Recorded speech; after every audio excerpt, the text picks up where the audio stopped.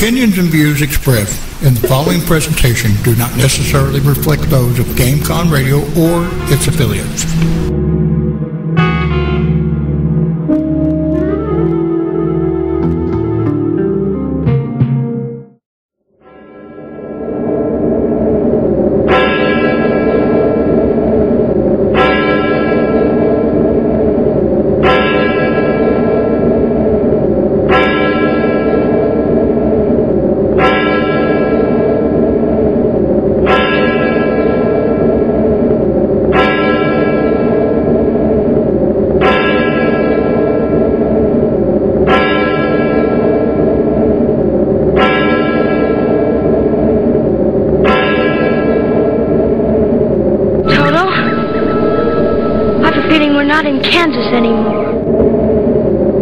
Welcome to Mo Banshee's Lair, Visionary Talk Radio. We rock your world.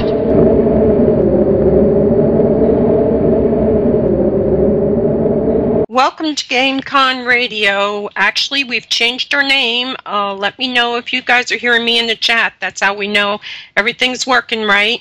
The new station is now GCR, Progressive Internet Radio, and it's a new move by the station to get into wider and broader topics, which we love. There's if you go to the show schedule, there's lots of great stuff going in, so everybody make sure that you check out our show page. And the new Addy for it is gcrinternetradio.com, and that's how you can find it. Our guest, Mark Redfield, is in the side window waiting to talk. I want to welcome everybody that's in the chat rooms. I want to welcome everybody who's listening via players. There's lots of different players and stuff. There's Loudcidity, there's this, there's that. All ways for people to hook up into it. And I want to thank you all for supporting us and listening to our show. And, grow with us. Pass our links around because we're going to grow together. I want to remind everybody that Saving Lincoln is in the limited engagements in different theaters throughout the country. And we had Sal Litvak on a couple of weeks ago. This is an independent indie movie, and it is about the man who became Lincoln's self-appointed bodyguard, and he actually was a hero that nobody really has ever heard about. And Ward, I can't think of his name, he actually slept across Lincoln's bedroom floor, the door, in case anybody tried to take an attempt on Lincoln's life. I know it's in New York playing all week, and I think next week, so check out on your different stations. And, check out Saving Lincoln, check out YouTube, and find where it's going to be playing, because this is an awesome movie. It's not Steven Spielberg. I'm going to tell you right now, it's much better. It's much more factual. It's a great, great movie. You're going to love it. So please, people, support our guests, because these people are incredible for coming on our shows. So that's Saving Lincoln. And another show that's coming out, movie, is Dr. Mabuse 2013 with Jerry Lacey starring in it. And that's going to be a really good thriller. It's a kickback to the old mysteries of the 20s and the Moriarty type bad guy, the real bad guys, So that's going to be coming out, I think, in March. Captain Yoakum of the New Jersey SPCA. All the SPCAs are please asking us to remind you animals are not weatherproof. With the severe weather, please make sure your animals are all right. And if you see an animal in distress, please report it to Animal Services.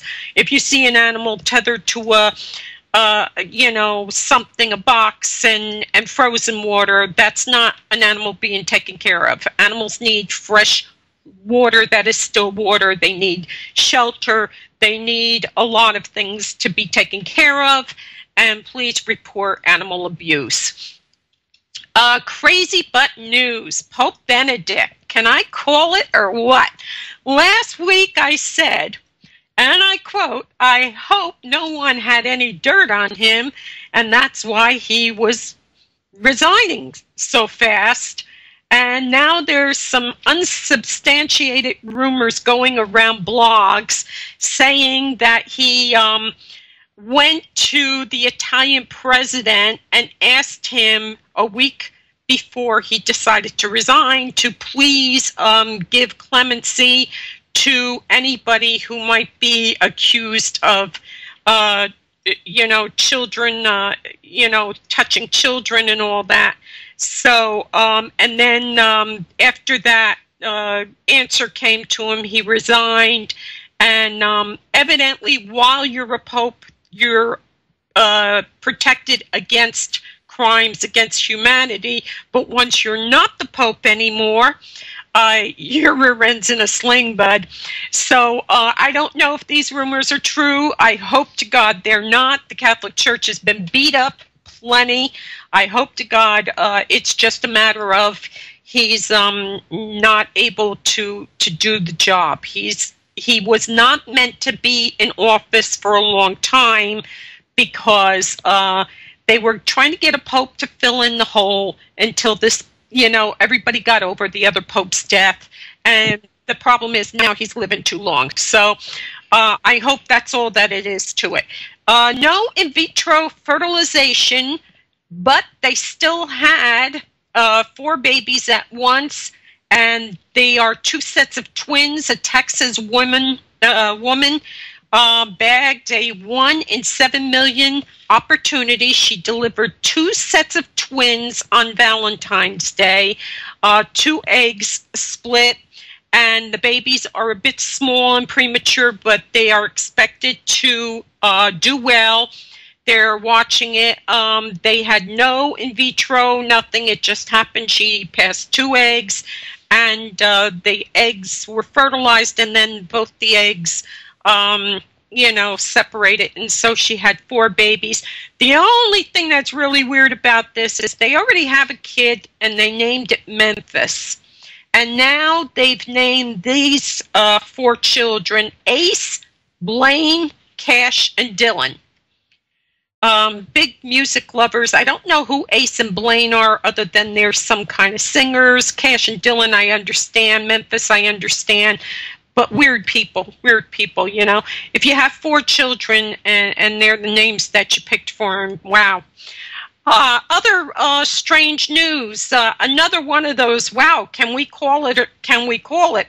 On Valentine's Day, we were all talking at the house because it was our anniversary, and the whole family was talking about the DA-14 asteroid that was going to pass the Earth and on the 15th, and we were having a huge discussion about, well, could they even do anything about that if an asteroid went to hit the Earth? And we were going on and on and on, and after about an hour and a half discussion about this and realizing about all you can do is put your head between your legs and kiss your rear end goodbye, my son Andrew says, well, I guess if it's going to hit us, we should hope it hits Russia. And then later on in the day, a meteor that NASA says had nothing to do with the asteroid, but was coming through at the exact same time, exploded over Russia, and about 3,000 people were hurt because of glass breaking. It was as if an atomic bomb had exploded over the skies of one Russian town. The good news is that a lot of people in that town might get rich because meteor hunters are looking for fragments of the meteor, and they are worth their weight, literally, in gold. So if you know somebody in Russia where the meteor blew up, tell them that if they find a piece of the meteor, they can be rich. But I don't know how much I'm going to buy of that. It had absolutely nothing to do with the asteroid. Those things trail all kinds of garbage and drag it with them. I know I'm going to mess up this kid's name because I'm not a big sports person. Oscar Pistorius. the blade, the raging blade, whatever they call him, that killed his wife. This is getting worse by the minute. It's just this horrible, horrible story that doesn't seem to be getting any better. We're supposed to believe that he thought his wife was in bed. He heard a noise in the bathroom. So, of course, he picks up a gun, shoots at the bathroom door 4 times. When nobody answered, he gets the cricket bat, beats the daylights out of the door. It's got blood on it. He never hit her, according to what he said. He found his girlfriend in the bathroom on the floor dying. On Twitter the day before, they had exchanged hints about Valentine's Days and surprises in store for each other. Well, evidently his surprise was a lot bigger than hers. I don't know exactly what she was coming up with, but it really ticked the guy off. And evidently it went on from there, but this is a tragic, tragic story. The girl who's Steenkamp, she was a model actress. She just got one of those reality shows, and she was cremated, I think, today or yesterday. It's just a terrible thing. And what's so ironic is she was very outspoken about domestic violence and gang rape, and she was fighting to have people change their attitudes. And this is just a terrible thing. I hope they get the total truth out. And if he did everything, okay, punish him. And if he didn't, you better lock him up anyway, because if that's what he does when he gets upset, or he just thinks somebody's robbing him, wow.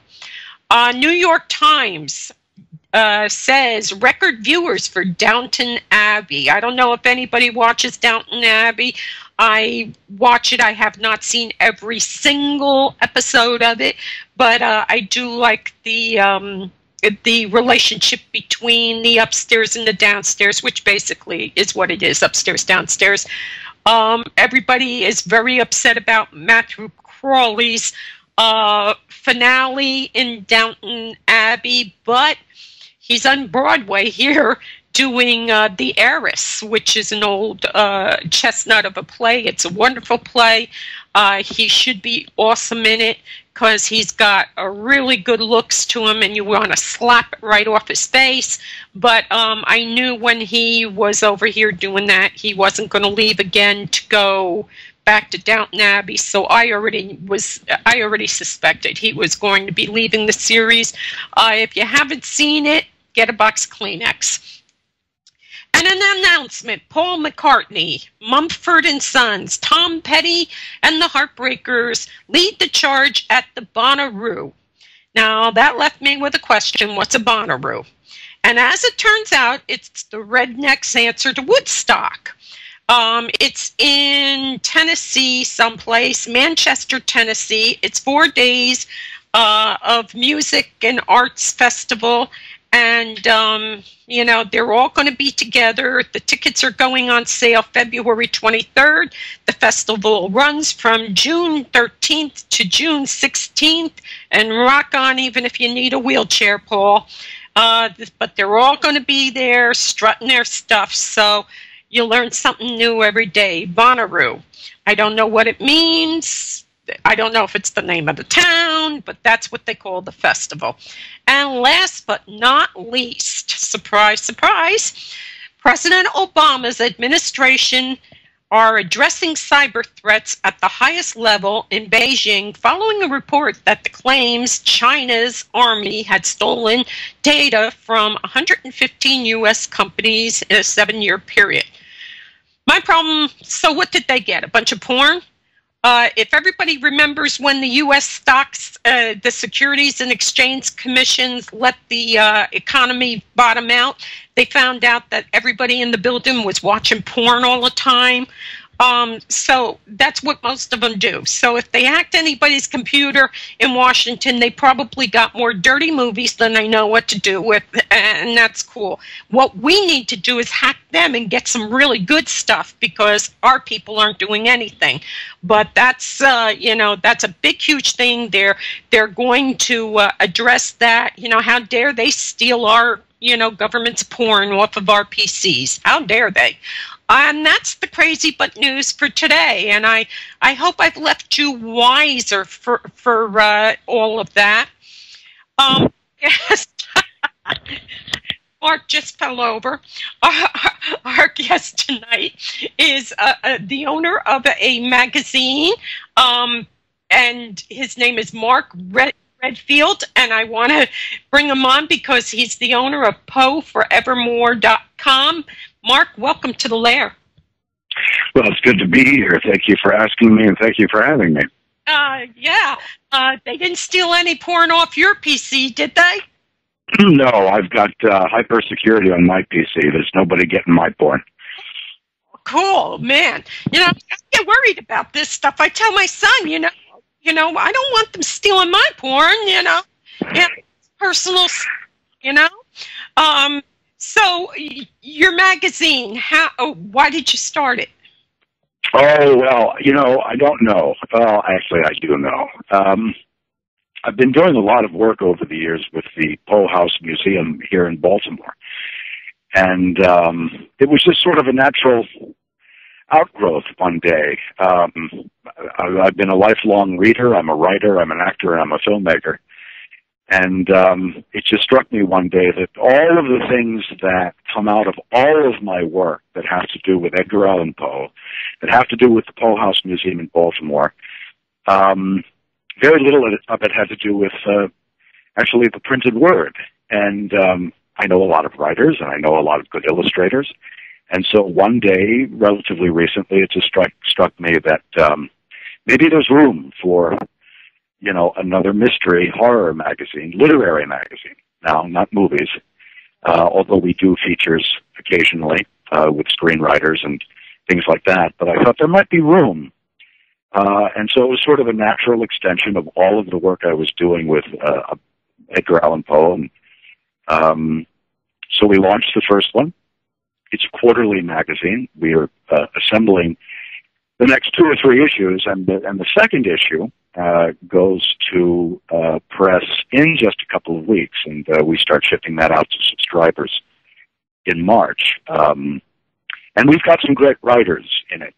David Gerald, who a lot of people know David's name because of his work with the original Star Trek series. David wrote the Trouble with Tribbles script, among others, and so he's a great novelist and a great friend, and he contributed a really, really wonderful Sherlock Holmes story. And then we have Stephen Folk, who purely coincidentally contributed another Sherlock Holmes story, but in this one he meets one of Poe's characters. And it's just a nice, eclectic a bunch of fiction, and it's being very, very well received. I couldn't be happier with the response that we're getting on the premiere issue. People seem to be reading it and rereading it, and that was my other goal with this magazine, is to put collections of stories together that are rereadable, you know, and not just something that you would maybe swallow in one go and then throw the magazine away, but you might come back to and take in small sips, and, you know, stories that can stand up over a period of time. So the pressure is on to keep delivering, and I think we have a good second issue that's coming up. So that's basically where the whole idea of the magazine had come from. I dabbled with publishing a little bit over the last couple of years. I had put out a magazine called Monsterpalooza, which was about movies and art and makeup artists. Mm-hmm. And I'm changing the name of that. We're going to relaunch that magazine this year as Just Imagine, so it can encompass some other things. And I've got a couple of novels that are going to market that my agent are putting out. So, you know, I've been involved in that arena a little bit, but it was really all of my work with Edgar Allan Poe over the years that prompted me to do this insane thing, like publish a print magazine in this day and age. Mm-hmm. I'm looking at the Poe Forevermore, Tales of Mysteries and Imagination, new fiction. I'm looking at the cover with Lovecraft, H.G. Wells. He's sitting on everybody's books, Jules Verne.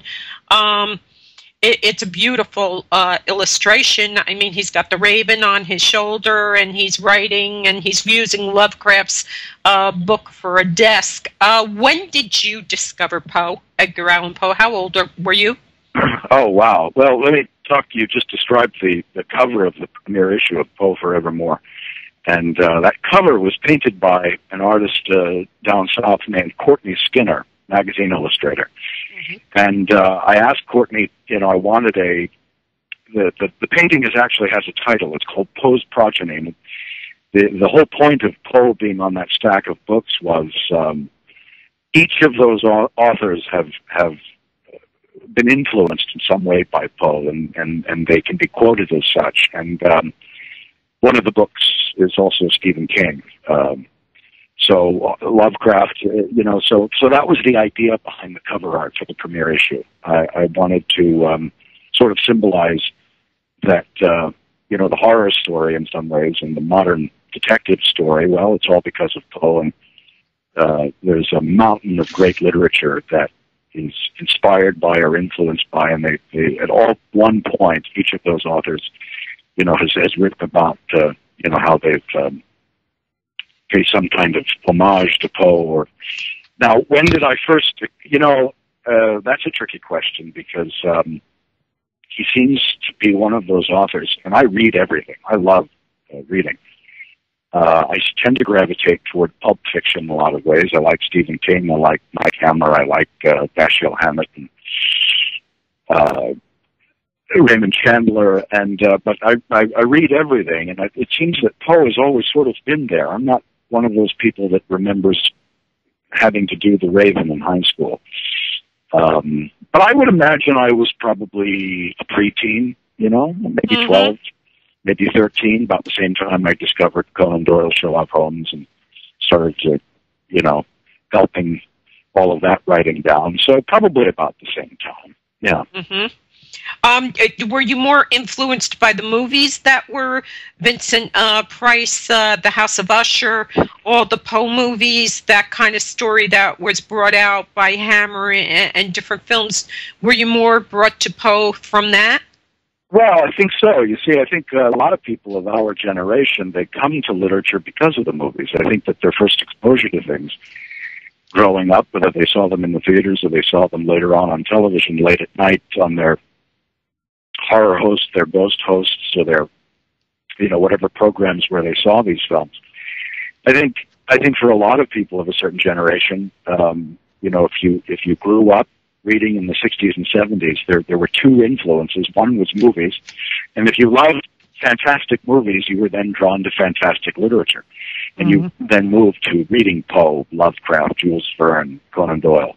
And in a lot of ways, it was a good time to grow up. I think that people who started reading or were reading, I think the greatest era in American history of reading was probably the late 50s to the early 70s, because of a confluence of things that we had. You had Reader's Digest, you had Encyclopedia Britannica, you had the explosion and proliferation of paperback novels, you had comic books and magazines.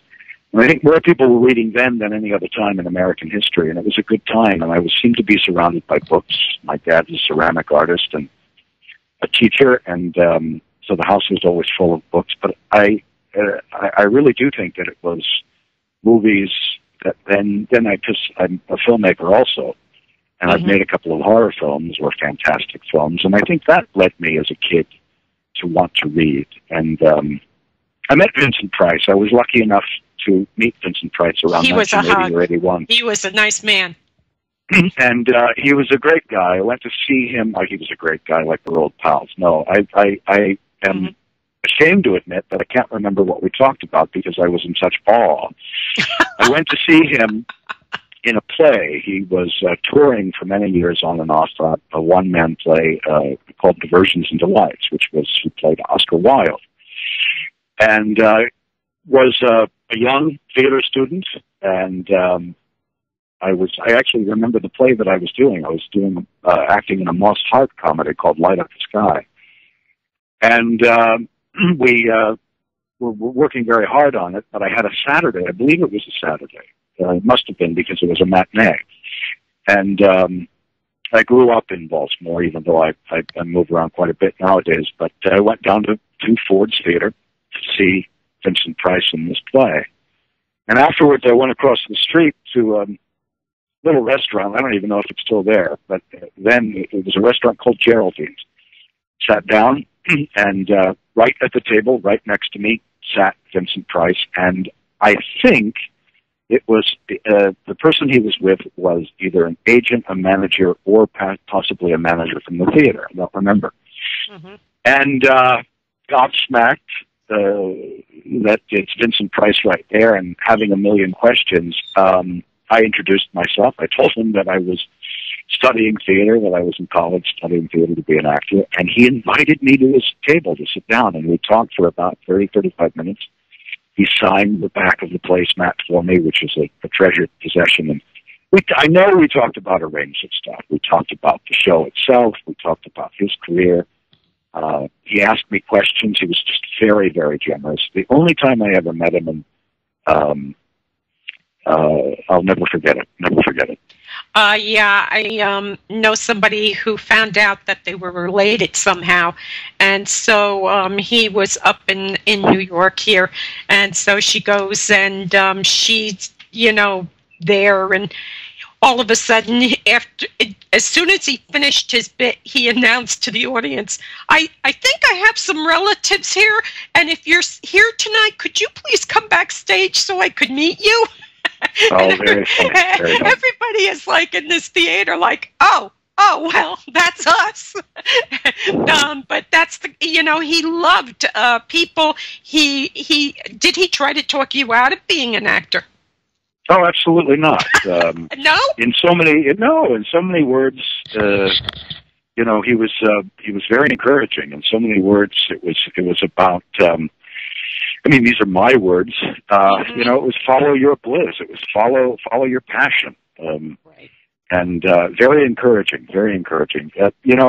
Price was a great collector of art, and he also, you can't help but in a conversation. He knew that I was by the time we were talking about all of our interests. He knew that my dad taught art, because I told him where I was going to school, and he knew that I was drawing and painting and that kind of thing. And that was of great, interest to him. And yes. So no, he didn't try to talk me out of anything. He didn't. Mm-hmm. He just pretty much said, in so many words, go for it. Very encouraging.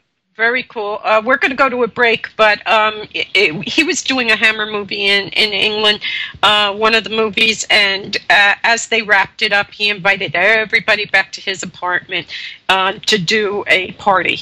And everybody thought, oh my God, we're going to Vincent Price's, flat, to have the wrap-up party and everything. And they all get there, and it's this little, dive, it's just this shoebox room. And they're all like, this is Vincent Price. What do you do with all the money from the movie? Come on, And he went into the closet and pulled out a picture that he had bought, a piece of art. And he showed everybody, he says, this is what I do with the money I make. I buy fabulous art, and everybody was kind of amazed because a lot of people didn't know that about him. They think that, I don't know what it is about Americans, but they're very superficial, and they think, oh, that's Vincent Price, he must really hack up wives in the house, or that's Bela Lugosi, he must really, skin people alive in basements. It's terrible that Americans do that to actors, and these actors are just the gentlest of people. They are wonderful, creative people, and they're nothing like, their characters that they play, but I don't know why people do that, but they really were shocked to find out that he took all the earnings and specifically bought that piece of art to bring it back, and I believe his art collection now is in UCLA. In a art museum there. He donated it all with the understanding it would be open to the public for free to see. So he was a great appreciator of art. We're going to go to break, and then we're going to open the phones when we come back. And I'm brain dead right this minute. I moved everything on myself. Okay, the Dearly Departed and Spirits of the Dead. They're two short little clips that are narrated. They're short poems by Edgar Allen Poe. They are going to play after our commercials, and we'll be right back with Mark. And this is the new GCR Progressive Internet Radio Station, and we're rocking your world tonight with Edgar Allan Poe.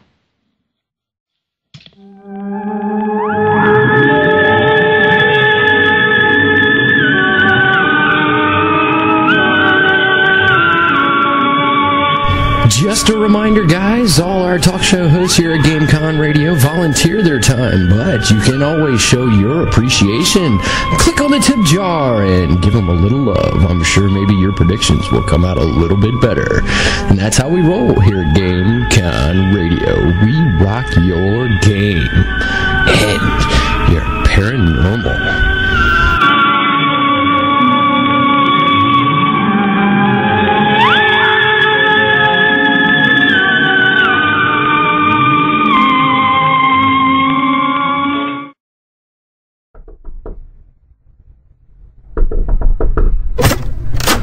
Yes? Hi, I'm here for the New York Ghost Tour.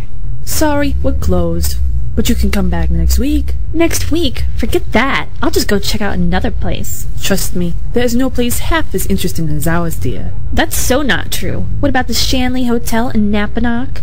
Once you've been to one haunted hotel, you've been to them all. Not like this place. The Shanley Hotel dates back to 1845, and since then it's been a hotspot for paranormal activity. Mysterious music, smells, whistling, doors opening, footsteps, almost everything you can imagine has been experienced at that hotel. It's open to the public? Absolutely. Sal and Cindy, the owners of the hotel, welcome people for regular stays or investigations, and their rates are beyond reasonable. They even offer workshops and in-house psychics. How did you learn about this place? By visiting www.shanleyhotel.com. You can get history, investigation info, and much more. Thanks, I think I will. Just don't tell any of our customers. Your secret's safe with me. It's not like anyone can hear us.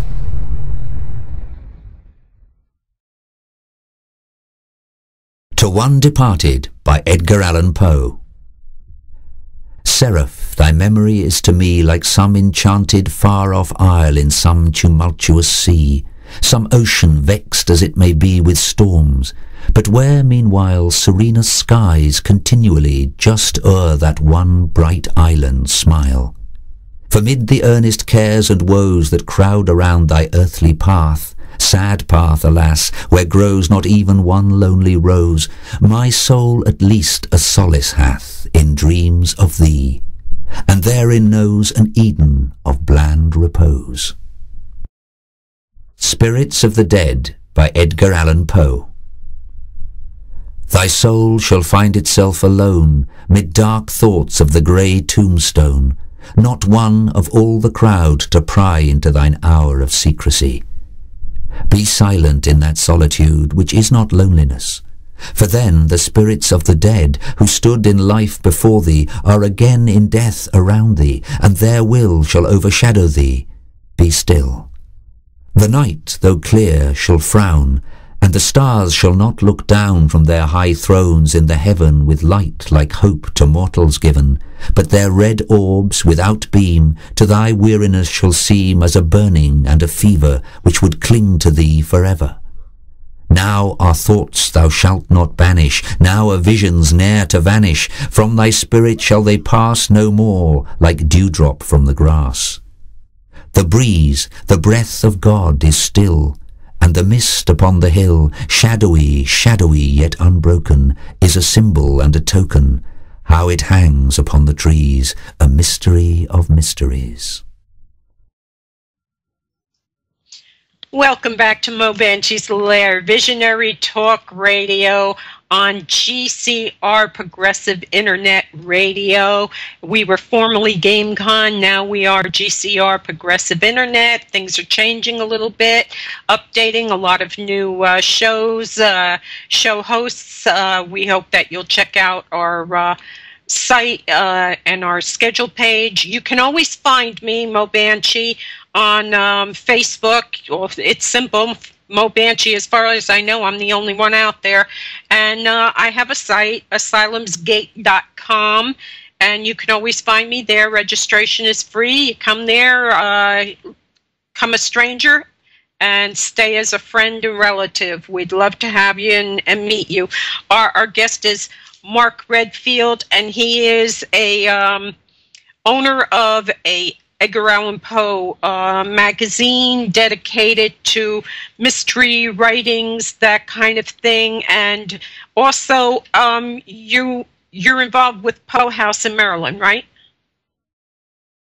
Yeah, I've been working with them for a number of years now, and now I'm up to my neck with the Poe House Museum in Baltimore.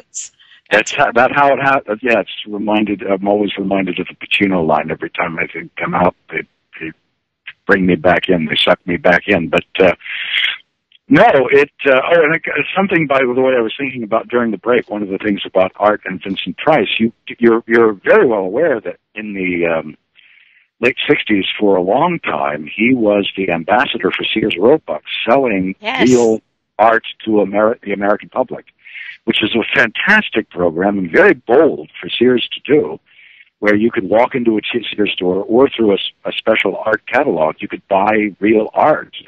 And Price was given a budget and charged with collecting the pieces that were sold. These weren't, sofa-sized paintings for sale for $30. This was real stuff. But anyway, yeah, over the years, I made a film. Where I played Edgar Allan Poe, and it came out in 2006, called The Death of Poe, and obviously it's about the mystery of the last week of his life. And when I was researching that, I reached out to a number of people just to organize the best theories of his death, which were the ones that were proven to be false, which were the ones that were harebrained ideas, which were the most likely theories to gravitate to. And in all of that, I met a lot of great scholars, a lot of great people, and one of the people that I talked to that I met was the curator of the Poe House Museum in Baltimore, a guy named Jeff Jerome. And so Jeff and I had talked about it and talked to a lot of other people, and I got to know Jeff, and Jeff found out about my background in art, design, and theater, and asked me to help with one of the events that he was doing to raise money for the Poe House. And I got involved and quickly got involved to become, in many ways with Jeff, the key producer and key architect of the events we did. And one of the events that I'm proudest of that got worldwide press was in 2009 when we gave Poe the funeral that he never had. And it was an enormous event, and we had guest speakers giving eulogies, and we had hired actors to play contemporaries of Poe or famous people that were influenced by Poe. We had an actor who played Alfred Hitchcock who spoke and gave a eulogy about Poe. And that sort of developed my whole relationship with Jeff Jerome and the city of Baltimore and the Poe House. And then quickly, to go through the whole history of this, in 2010, it was announced that the city of Baltimore no longer wanted to pay for the Poe House Museum. This is a very complicated issue, but essentially they no longer wanted the obligation to run it. And I think one of the things that drew me to continue to put my shoulder to the Poe House Museum is not just my love of Poe. There's dozens of authors that I'm passionate about, that I love to read. But I had watched, in the city of Baltimore, in my hometown, I had watched so many other historical places, buildings, through not just the current administration, but other city administrations, just flourish and then die. In the city of Baltimore, we had a great collection, a city block called the City Life Museums. They flourished when they opened in the 1980s. The city couldn't sustain them. They closed. They're closed to this day. Our President Street Civil War Museum flourished. It limps along today. Very difficult. And when I saw this coming, I thought, well, stick with this one, because if you can do some good, if you can lend some time to one cause, let's make it the Poe House, because it's important. So I began working with Jeff. I continued to produce the events that we do.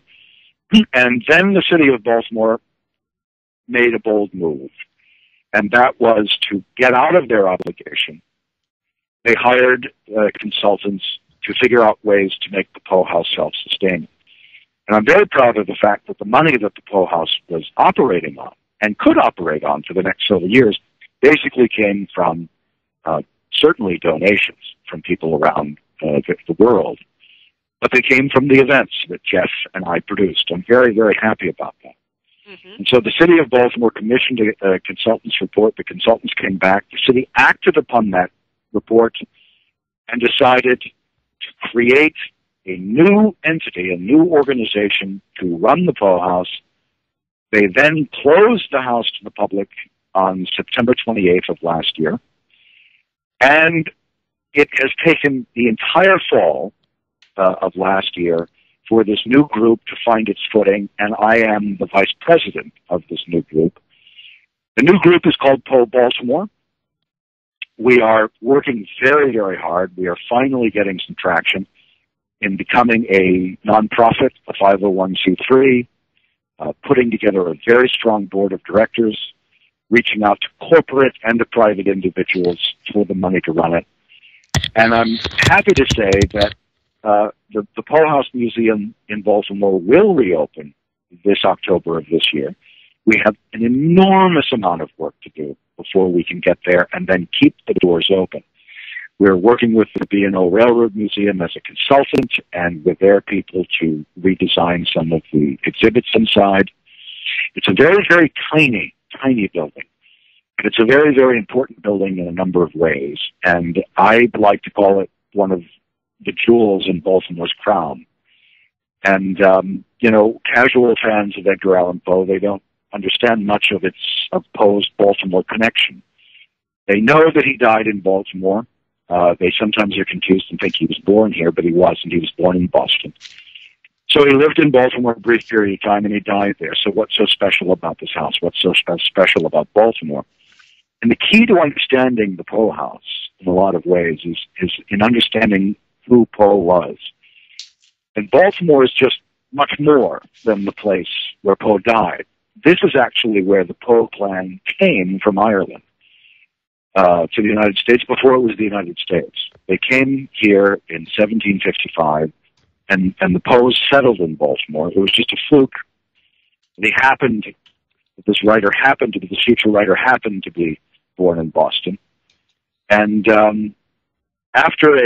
if you break Poe's life down into thirds, the first third of his life, Act 1, fairly happy childhood, that became very unhappy because of his foster father, John Allen. Act 2 is this middle part, where he reconnects with the Poes in Baltimore because of John Allen pushing him away, giving him no money, not supporting him when he goes to university. Poe then tries West Point, he tries the Army. These are not quite his thing. He then goes back to Baltimore to reconnect with the Poe side of his family. And it's there at the little house on Amity Street, which is currently the Poe House and Museum, where he connects with the Poes. He connects with his father's sister, Maria Clem, his aunt. He meets his future bride, Virginia. In this house is the house where he makes a transition in his 20s, mind you. He's a young man. This is where he makes his transition from being a poet to a writer, and he writes his first short stories. He writes horror stories like Berenice. So it's a place about beginnings. And I find that incredibly thrilling thematically and incredibly interesting. And so I'm now involved with the organization that is going to be reopening the house. And I'm trying to look at all of the good things. all of the pluses that come out of this. And I think it allows us, I think that this group, it will allow us to do some things that because of government and city red tape, we'll be able to do things through outreach and through education in the future that the city may not have been able to do. And if we keep working as hard as we are now, in getting the house reopened, that as we progress into 2014 and beyond, we'll be able to do some exciting things again. Now, meanwhile, we're still doing a number of events. All of these are to raise money. In March 16th, we have an event that people love, our Cask of Amontillado wine tasting here in Baltimore. That's a fundraiser for the Poe House. In a small way, you know, my magazine, Poe Forevermore. It's really the backbone is based on the subscribers, and it's doing very, very well. And a portion of the proceeds of that magazine will be going forward to the care and the support of the Poe House. And so PoeForevermore.com remains a place where people can go and watch periodically our progress, because we're going to start announcing some real news. We've not been able to publicly announce that we're reopening the house yet in October, but we will very soon. And then, you know, all of the little details will start to come out about what we're doing. It's taken us several months to congeal as a working unit, and that's par for the course. It's par for this transition period for this museum. Well, you're amazing because, you know, it's hard enough to just support oneself in this economy, but then to undertake, you know, a hard luck story like Poe House. One thing I do know is that the city officials listen to the squeaky wheel. I had a show last year about Jerusalem and how when they do the procession with the cross, they actually are not even going on some of the roads that Jesus walked on because the shopkeepers want them to go past their shops. So they actually have changed the route that Jesus did, right? And of course, the original stones he walked on are something like 14 feet underneath the other stone, you know, but he brings a lot of money for Easter to Jerusalem, so they're not about to stomp it, you know. I was trying to help out Fort Mifflin in Philadelphia, which is America's first fort that saved America and held back the British while Washington regrouped, and that, you know, and the Lazaretto in just outside Philadelphia, our first port of entry quarantine facilities. They're all such incredible historic places, but you know, the towns don't want to take care of them.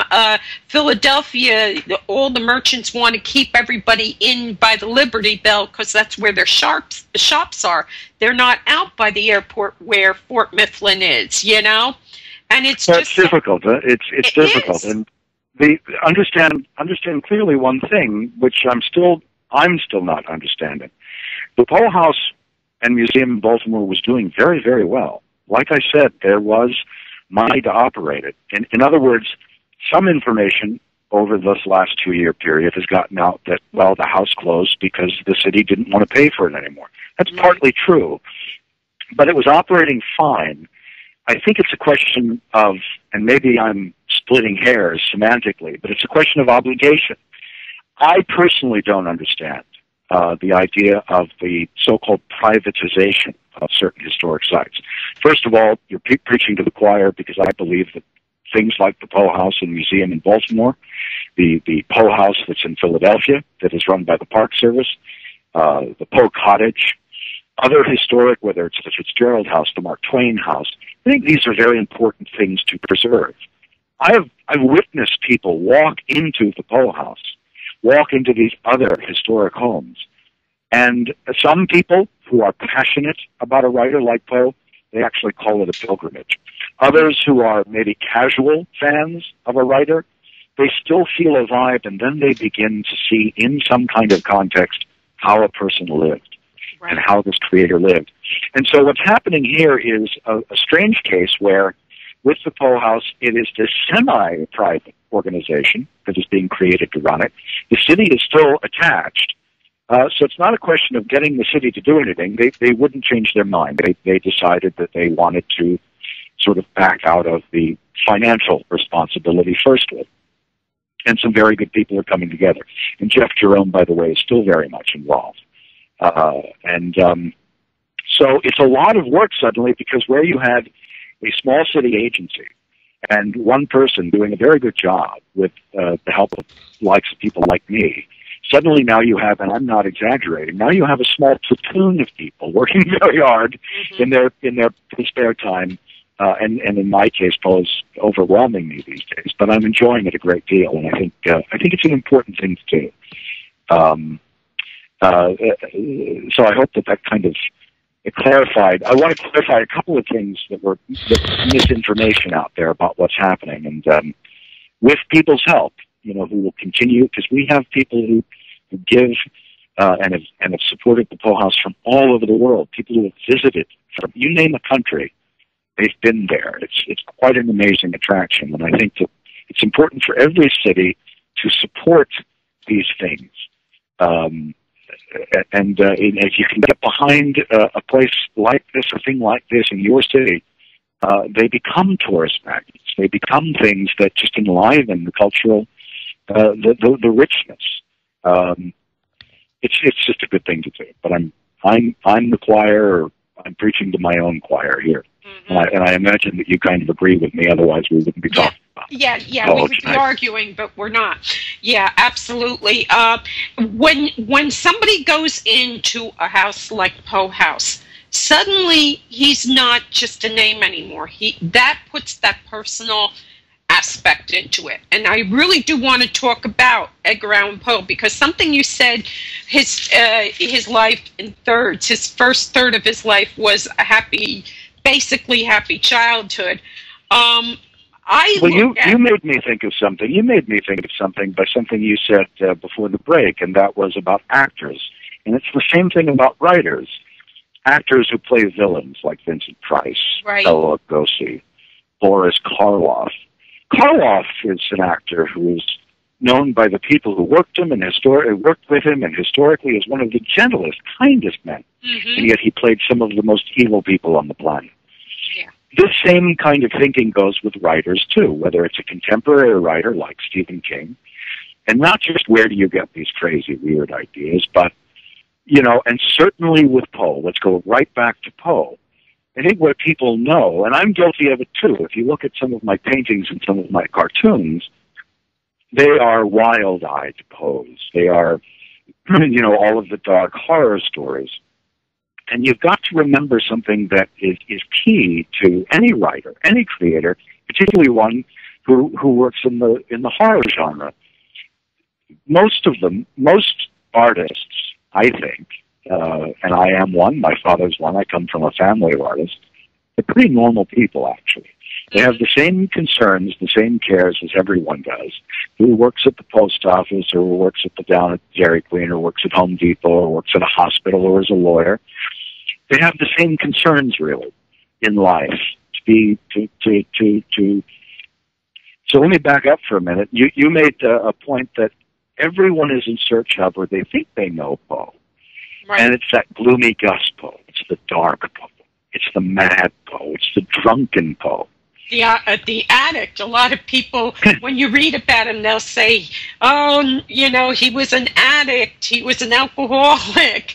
They come like 2 inches short of saying, I think the guy was bipolar.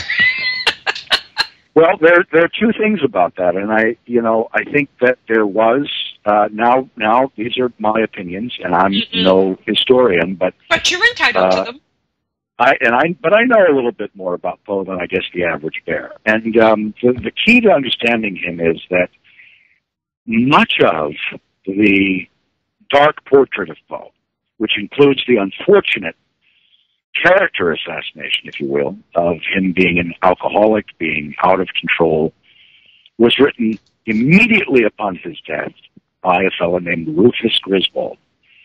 And a lot of this misinformation starts with Griswold's obituary and then continues over a period of time, with very little defense, because I think people, it's in their nature to want the juicy stuff. They want the gossip. They want the dark side. And this is carried to this day about who Poe was. And when you look at his brief life, he died at the age of 40. He had his ups and downs like anybody else. And if you really start to balance it and put it into context of people that you know who have been, let's just be bold for conversation, substance abusers or people who couldn't handle things, you'll see that he had a roller coaster of a life. Oh, yeah. But you'll see that there are peak moments where perhaps alcohol was bad, and you can pinpoint these on a graph, on a chart, on some very traumatic times of his life, and then you begin to understand that a lot of the alcohol problems happen after the death of his wife, Virginia. You'll also begin to understand, if you read what other people wrote about him, he couldn't handle alcohol very well. He wasn't what we... When we talk about alcoholics, we talk about people who can't control it, who consume so much, who stay in stupors, who go on binges for days, who destroy their bodies, their livers, their everything. Poe could have one glass of wine and would be fine. Poe was very high-strung, you see.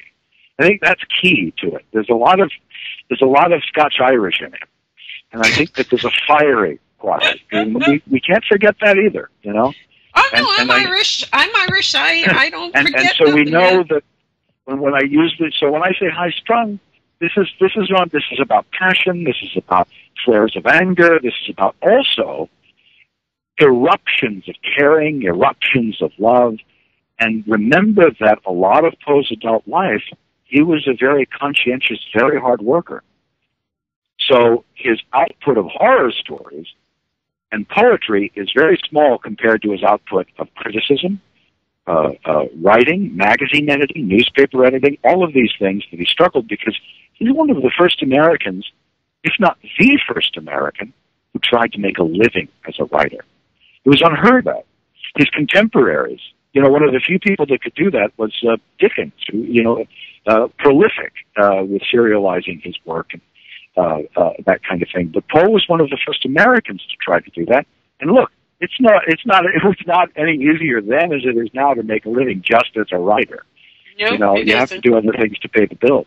Mm-hmm. And so I think that there's much, much more to a fellow. Well, let's again talk about Poe and not talk about writers and any kind of generalities. But I think that the more you dig into who that man was, then you see, in context, a greater three-dimensional person emerge. And we're still attracted to the man who created these wonderful horror stories that have influenced so much and are still read today and still work today. They're still just as lively today. I mean, The Telltale Heart, The Cask of Amontillado, his poem, The Raven. I mean, these are brilliant works that still speak and still sing to us today. But that's a small percentage, a small portion of who Poe was. This is a man who loved to joke, who loved to laugh, who had a sense of humor. He loved to play leapfrog with his wife when this was a guy who they liked to play board games. They liked to sing music a lot. There were a lot of other facets to him, but his writings. His writings, somehow he channeled all the death he had seen into these writings. And let's be blunt, about that. That's what the public loved, and even though he was paid very little, that's what paid the bills. People loved and clamored for the horror stuff. And another thing that's fascinating is his most famous poem, The Raven, his nickname, The Raven. Our football team here in Baltimore named the Ravens after that poem. That made him a kind of rock star very late in his life. We've got to remember that too. He was known, but he becomes super known. As a matter of fact, the poem was parodied within a couple of months of its first printing. And that opened up a lot of doors. And in those last 2 years of his life, as he continued to recover emotionally from the loss of Virginia, the love of his life, his wife, he was on an upswing when this tragic mystery, whatever it was that befell him in 1849 and eventually killed him. But he was on something of an upswing with his life, both personally and professionally. So As I've been saying recently, I think and people experience that when they visit the Poe House Museum in Baltimore.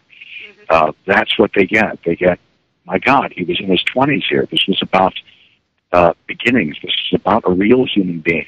And that, I think, is fantastic. Okay, we have to go to break, but we were talking and mentioned Murders in the Rue Morgue. We all look at Sir Arthur Conan Doyle and Sherlock Holmes and the detective story, but Poe had written the detective story first. The murders in the Rue Morgue in 1841. So he was a pioneer. It's recognized as one of the first detective stories of its kind. So, we're going to go to break. We're going to come back and we're going to talk to Mark more about Poe. Let me get the next break after the commercials is The Bells, and it's by Edgar Allan Poe. But the guy who's reading it, what does he call himself? The spoken verse. He's got a great voice, and The Bells is not easy to read and you to speak it. If you're reading it, yeah, you can read it, but try speaking The Bells.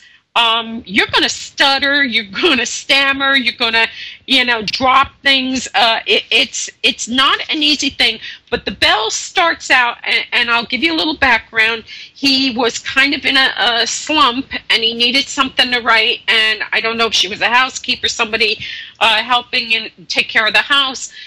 She said how she had heard the bells from the church when she was coming in the morning. She said, why don't you start there and use that? And he starts at first with, oh, the bells, they're tinkling. Oh, the bells, aren't they lovely? And then each time he goes through, and I think there's like 3 or 4, it gets darker each time.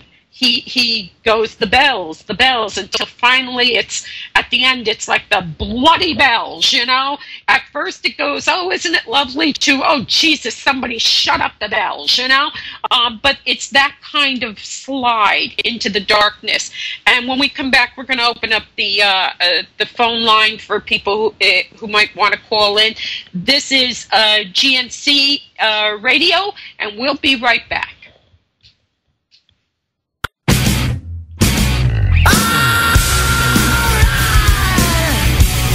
You are listening to GameCon Radio.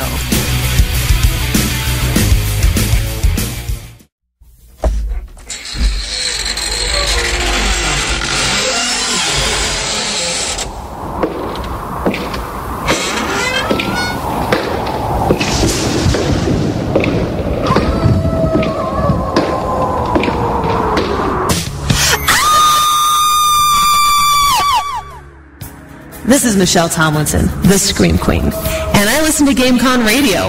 Why? Because it rocks!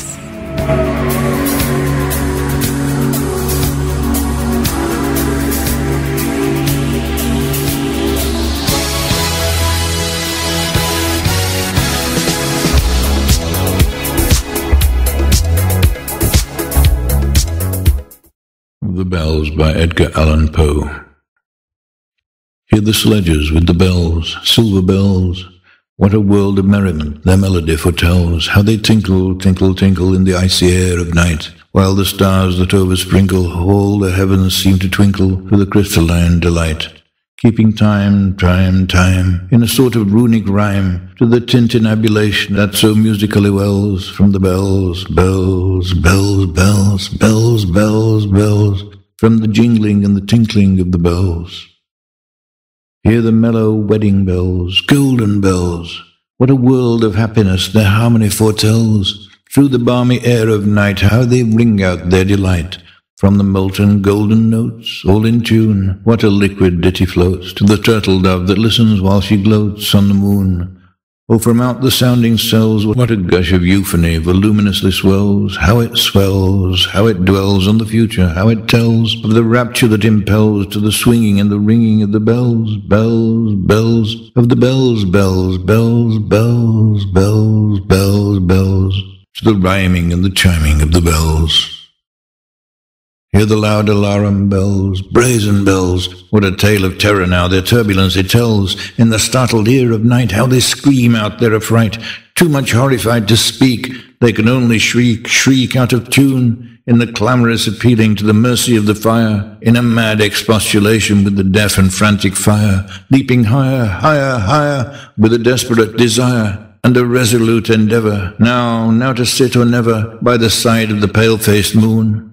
Oh, the bells, bells, bells, what a tale their terror tells of despair. How they clang and clash and roar, what a horror they outpour on the bosom of the palpitating air. Yet the ear it fully knows, by the twanging and the clanging, how the danger ebbs and flows. Yet the ear distinctly tells, in the jangling and the wrangling, how the danger sinks and swells. By the sinking or the swelling, in the anger of the bells, of the bells, of the bells, bells, bells, bells, bells, bells, bells, the clamour and the clangor of the bells. Hear the tolling of the bells, iron bells. What a world of solemn thought their monody compels. In the silence of the night, how we shiver with affright at the melancholy meaning of their tone. For every sound that floats from the rust within their throats is a groan. And the people, the people, they that dwell up in the steeple all alone, and who, tolling, tolling, tolling, in that muffled monotone, feel a glory in so rolling on the human heart a stone. They are neither man nor woman, they are neither brute nor human, they are ghouls, and their king it is who tolls, and he rolls, rolls, rolls, rolls, rolls a paean from the bells. And his merry bosom swells with the paean of the bells, and he dances and he yells, keeping time, in a sort of runic rhyme to the paean of the bells, keeping time, in a sort of runic rhyme to the throbbing of the bells, bells, bells, to the sobbing of the bells, keeping time, as he knells, in a happy runic rhyme to the rolling of the bells, bells, bells, to the tolling of the bells, bells, bells, bells, bells, bells, bells, bells, to the moaning and the groaning of the bells.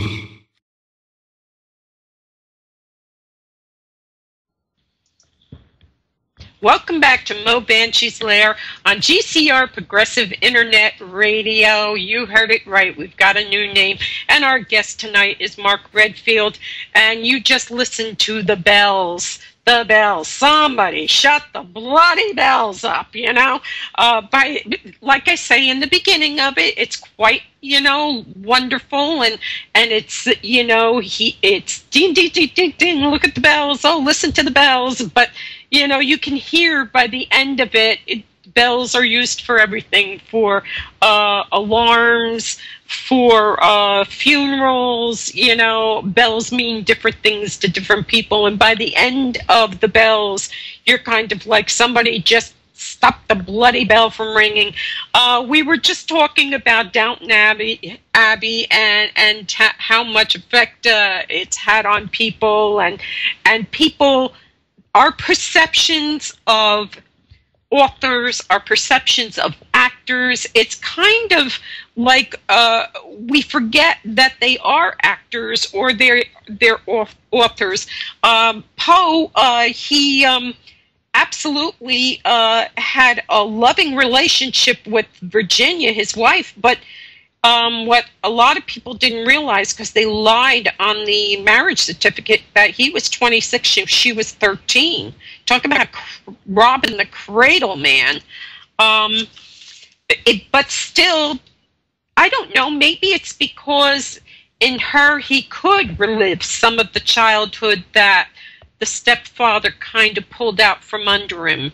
You know, maybe that was her gift to him, allowing him to return and play the games and sing the music and play leapfrog where he split his drawers up, you know, and that kind of thing. and maybe that was her gift for him, because he wasn't going to be around for very long.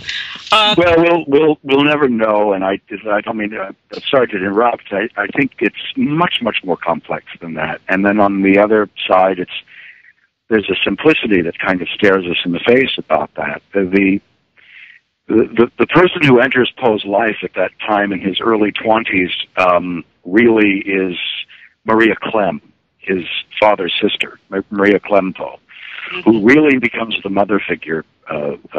She's a super heroine in Poe's life, and in many people's lives, that binds the family together. And so Poe finds a mother figure that he never really has up until that time. She plays that role. He loves her passionately. A family is formed.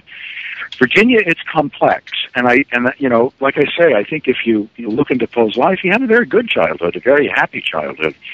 He, went to school for 5 years in England. He was raised by a rich person. He was fed well, schooled well, was athletic as a boy. But here in this period where he's out on his own, and the relationship with Virginia, I think that, there was, and this is complicated, we could spend a long time talking about it, so I don't mean to be glib or too general here, but there is a full sense of real love when I look at their relationship, when I look at what they wrote about each other, to each other, what other people said about their relationship.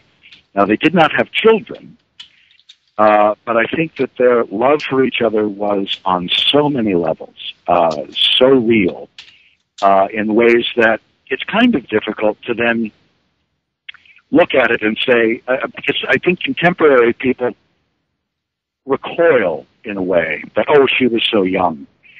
This was a little bit more prevalent in Poe's day than it is in ours. And, when you've got that kind of thing going on, like I said, people can kind of recoil, find that distasteful, but I think when you really look at the levels of love between their relationship, I think that it was one of the fullest. So. Okay. Yeah, I mean, it depends on, what time. Everything has to be judged by the merits of the day. What was the custom of the day, that kind of thing. I've read some of the bits of letters he wrote to her. He would refer to her sometimes as Sissy, my beloved, my wifey. They were devoted to each other. There's no question about that. He found in her, I guess, a harbor, a safe harbor, that he could be himself and not have to worry about other things. But then at the end of the day, the bills do have to be paid. And that's rough. And he tried a number of things. I understand he even tried at one point to get a job by approaching one of the presidents and, asking. And then he showed up drunk, and I think it's Tyler's son came out and said, hey, come back another day, huh? Because, you're loaded. So, you hear stories about that, and you wonder, was he sabotaging a desk job in the government because he wanted to write and it just wasn't getting there fast enough? I mean, you hear about people who have dreams of becoming an actor, and everything else kind of falls by the wayside, and they get here, sell cars, and they hate it, but it's putting food on the table in the interim. So everything is, I judge everything by the time that it happened, the day, when it happened in history. But necessity too, necessity is the mother of invention, and he he lived in a day where you had to pay the bills if you want to live in a house. So, their relationship. Absolutely. And the other thing, saints and sinners, yeah?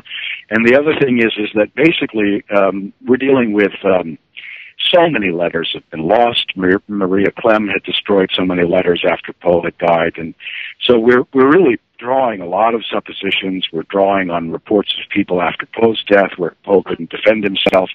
Right. So a lot of it we're extrapolating. from very little evidence.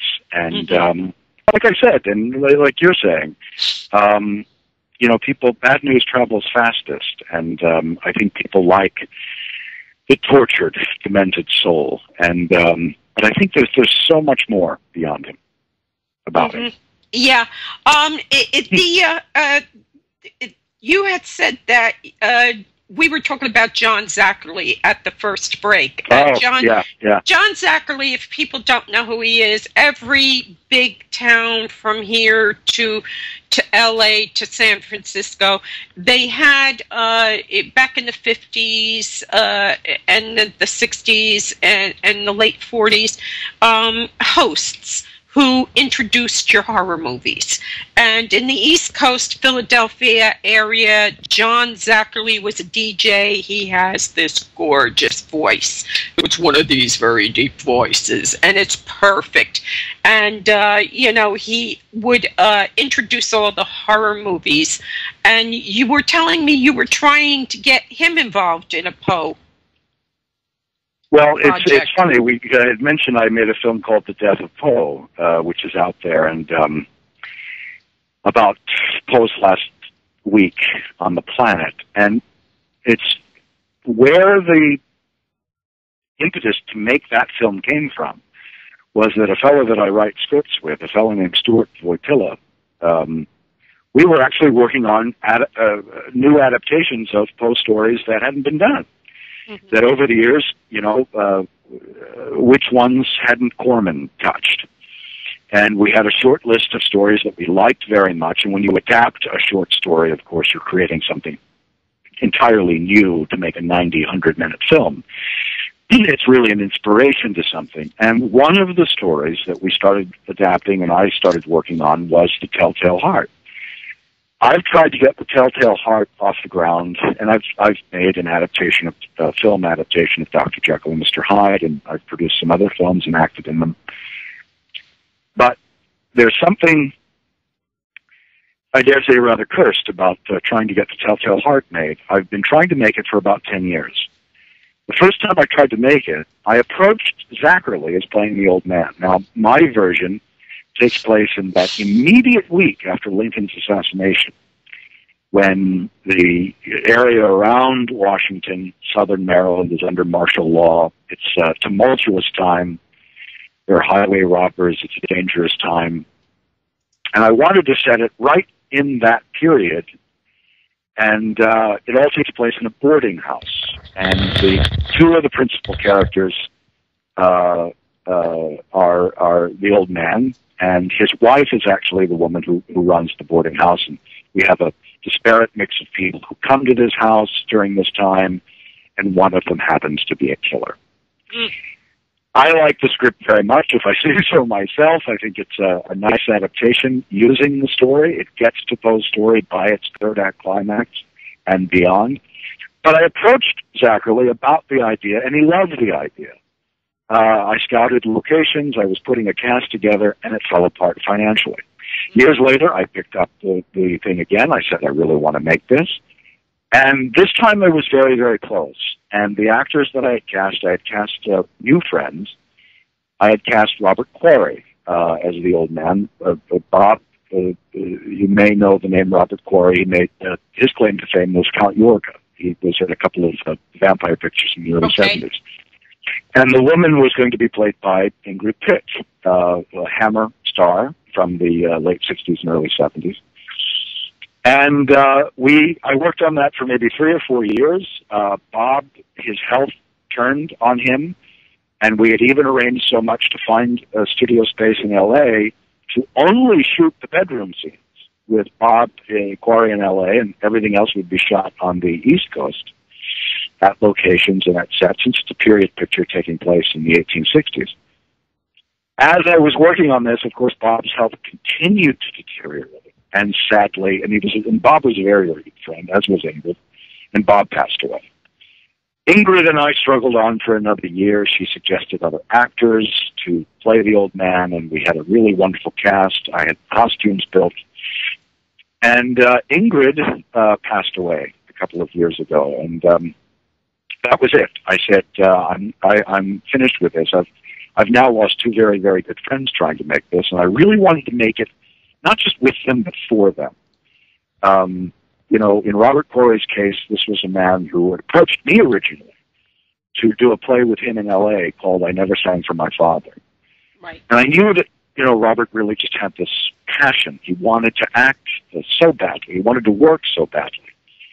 And he was in his 80s, and his health just kept ambushing, just kept doing things just to stop him. And so that is, you know, the projects that have gotten away are the ones that I could have done and just coincidentally related to Edgar Allan Poe, since that's our topic tonight. Mm-hmm. That's a project that got away that kind of breaks my heart in a way because of Ingrid, because of Bob. Mm-hmm. But, yeah, you triggered this thought when we were talking about it during the commercial break. And so one day, you know, I don't know, maybe I will do my Telltale Heart script. In the meantime, Jerry Lacey is very much alive and healthy, and he's very agile, and so is David Selby, by the way, so they would be perfect in it, too. Well, the one we're concentrating on now, as a matter of fact, very quietly, is my adaptation of Hot Frog, and so we'll see. I don't have any news about that right now, but that's the one that we're pushing forward as far as my film producing. Let's talk a minute about the mystery of his death, Poe's death. He had moved to New York, then he ended up, his wife died, he moved back to Baltimore, and it was election time, right? Well, there is, yeah, historically there was an election going on in Baltimore at that time. There are a lot of theories about Poe's death. I can tell you this right now, and the John Cusack movie, The Raven, is a complete work of fiction. Right. Let's enjoy it for what it is. Which so is, let me ask you: did you enjoy the movie? I did very much. I had an opportunity. We had an event here in Baltimore. We tried to work with. We just had Fox Television when we did the birthday event on January 19th. We were able to show a sneak preview of the following and get them involved with our event here. And so we had some things that, as the Raven was getting publicity, and we were able to have a free showing for Poe fans in Baltimore and that kind of thing. I actually interviewed James McTeague and Luke Evans. They came to Baltimore. And I was able to interview them at one of our events. And I like their work very much. I like Cusack's work very much. And I like the film. The film is great. And I've said that the film works best if you think of it as like a bizarre nightmare that Poe has just as he's done. It's all completely a work of fiction. Mm-hmm. I almost I draw a parallel to it being much like the end of the Bob Newhart second show, where after the final show of the second Bob Newhart show, he wakes up next to Suzanne Flechette. The entire thing was a dream. Didn't really happen. Mm-hmm. I like to think of The Raven a little bit like that, because, and the thing I like most about it, even though it has nothing to do with his death, it's a mystery that will never be solved, is I liked Cusack's Poe a lot. And it goes back to what we were talking about a few moments ago. In the straitjacket of this potboiler, of this detective thriller that they created for The Raven, the script and Cusack allows for a much more three-dimensional Poe, one who is passionate, one who's passionate about his work and writing, one who's passionate about women, and one who wants to bring a greater level of American writing up. It's all there. It's seasoning. It's salt and pepper. It's not what the film is about. It's not a biography. It's not a documentary with recreations. It's a complete utter work of fiction. But I like with Cusack, so I forgive him the goatee. And who's to say that Poe didn't have a goatee? Right, you know. There are 5 photographs of Poe, and most of them were taken at the end of his life when he had a mustache. Most of Poe's life, he never wore a mustache. You wouldn't recognize him without. But, you know, it's like Groucho. If we don't see Groucho in his heyday in the 1930s, we wouldn't recognize him if this old man in a beret and big cone-rimmed glasses walked in. So that's what people expect, and so I like the film pretty much. You know, it's like Abe Lincoln Vampire Killer. You take it for what it is. It's a make-up. Absolutely, and I enjoy the novel much more than the movie, even though the script was written by the author, Graham Smith. The novel I find very fun. Very well researched, actually. In a novel you can get into much more depth. And, the film became a kind of greatest hits of its own novel in some ways. And it's two very different endings, by the way. But, Poe, by the way, appears in the novel of Abraham Lincoln Vampire twice, I think. But does not appear in the movie. That's too bad. Somebody made the cut to the film, but not Poe, unfortunately. So anyway, the big mystery is he disappeared for a few days, and the next time they see him, he's on the roadside in Baltimore, looking the worse for wear. As they get him to a hospital, he's not, according to what I've read, reports that he didn't appear to even be wearing his own clothing, and he was incoherent, and then he died. And of course, the movie is this big made-up story of what they think happened, which absolutely did not happen. There was no serial killer running around using Poe stories to kill people. No, Baltimore never looked that good, by the way, because it was shot in cities in Eastern Europe. But anyway, there are 24 theories of Poe's death, and some of them are outright have been disputed and put paid to, and we don't need to bother with them anymore. One that keeps coming up, by the way, is the rabies thing, and that was disproven a long time ago. The rabies? Yeah, rabies is one of these Baker's 24 rather theories. The one that I feel is probably, when you account for these facts, many of them secondhand, some of them directly, whether they were written down by Dr. John Moran, the attending physician, and even he changed some things later because he jumped on yet a new wave of the temperance movement after the fact of Poe's death and used Poe as a poster child, as many people did, during flourishing moments of this country's temperance movements. Poe himself had joined a temperance movement toward the end of his life, and to the promise of a woman that he wanted to marry. But my point is that of the things that, when you look at much of the reporting of Poe's death, this is what I think, and it boils down to a very, very good possibility that there was some pre-existing condition that he was dealing with that could have been some kind of brain tumor that, due to some violent act, pushed his health over the edge, which he never recovered from. Then there is, because you mentioned the election, there was an election in Baltimore at that time, I believe, for sheriff.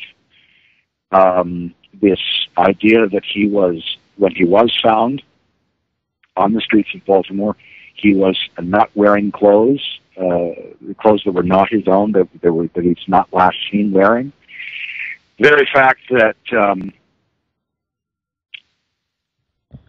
all of this, there's a theory called the cooping theory. Now, cooping, and I'm always quick to point out to people, if you want to see a good example of cooping, take a look at a Martin Scorsese film called Gangs of New York. Right. Gangs of New York, of course, it's based on the book. It's a wonderful movie with Daniel Day-Lewis. It's about the 5 points. It's about the gangs leading up to and around the Civil War period. So this is after Poe's death. However, there's a wonderful montage sequence. There's a wonderful little sequence, really no dialogue, and it's not very explained. And when I saw it in the theater, it leapt out at me. I said, that's it. That's what cooping is. Yes. Cooping is, at an election, you had politicians would hire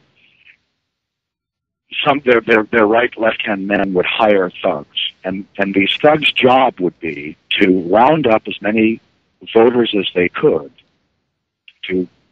and they would go to try to find people that were transient, that were sailors, perhaps, a port city like Baltimore, lots of the population, no permanent addresses, constantly on the move. So they would herd people up that were very vulnerable like this, and basically on the promise of liquor, or through force, make them vote, and then make them vote again. and make them vote yet again. And what they would do is to be able to march them past the ballot officer, to be able to drop their X, their mark, their paper in the ballot box. And many of these polling officers were in on this and were getting some kind of kickback, financial kickback. But what they would do is they would take these victims and they would change their appearance. They would change their appearance with clothing.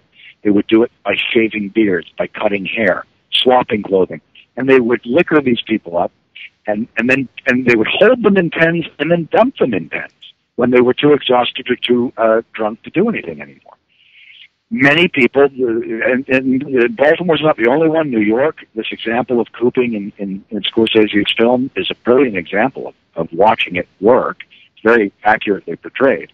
It's possible that Poe fell into that. Yeah, American Tail, the animated with Fievel, the little mouse that comes from Russia. There is a scene in that where the crooked mayor wants to be reelected, and he's got the mice drunk, and they're voting. They're trying to get these guys to vote, and they're I had forgotten about that. You're absolutely right. Yeah. So it is something that happened, and it wasn't just in Baltimore. We have two rather long bits to do. The one, and I really want people to hear John Astin do The Raven.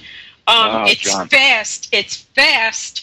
But John loves Edgar Allan Poe, and I love the way he does it. It's better when you can see his face because he's a haggard Poe, and he's looking like, what the heck? What's with this raven? But it's a really good rendition of it. And then we're going to bring you back, and you give all your information, and then we're going to do Vincent Price, and he's going to do Telltale Heart, which is another Poe. But before we do John Ashton, please give everybody where they can find you and your magazine. You go right to PoeForevermore.com, and you can find the magazine there. You can find the events we're doing in Baltimore and all of that good stuff, PoeForevermore.com. Okay, and we're going to go right to the John Astin. You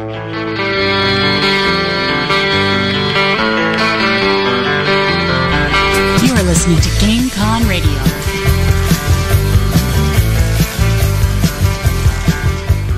Once upon a midnight dreary, while I pondered weak and weary over many a quaint and curious volume of forgotten lore, while I nodded nearly napping, suddenly there came a tapping as of someone gently rapping at my chamber door. "'Tis some visitor," I muttered, tapping at my chamber door. "Only this, and nothing more." Distinctly I remember it was in the bleak December, and each separate dying ember wrought its ghost upon the floor.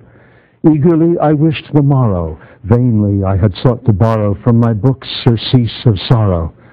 Sorrow for the lost Lenore, for the rare and radiant maiden whom the angels name Lenore, nameless here forevermore. And the silken, sad, uncertain rustling of each purple curtain filled me with fantastic terrors never felt before, so that now, to still the beating of my heart, I stood repeating, "'Tis some visitor entreating entrance at my chamber door, some late visitor entreating entrance at my chamber door. This it is, and nothing more."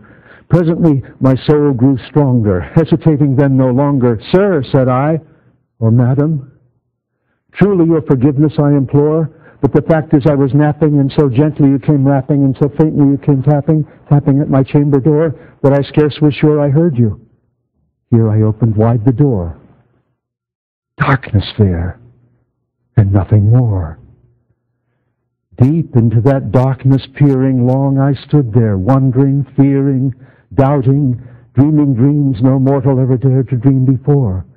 But the silence was unbroken, and the stillness gave no token, and the only word there spoken was the whispered word, "Lenore?" This I whispered, and an echo murmured back the word, "Lenore?" Merely this, and nothing more. Back into the chamber turning, all my soul within me burning. Soon again I heard a tapping somewhat louder than before. Surely, said I, surely that is something at my window lattice. Let me see then what thereat is, and this mystery explore. Let my heart be still a moment, and this mystery explore. 'Tis the wind, and nothing more. Open here I flung the shutter, when with many a flirt and flutter, in there stepped the stately raven of the saintly days of yore. Not the least obeisance made he, not a minute stopped or stayed he, but with mien of lord or lady perched above my chamber door, perched upon a bust of Pallas just above my chamber door, perched and sat, and nothing more. Then this ebony bird, beguiling my sad fancy into smiling, by the grave and stern decorum of the countenance it wore, though thy crest be shorn and shaven, thou, I said, art sure no craven, ghastly, grim, and ancient raven, wandering from the nightly shore.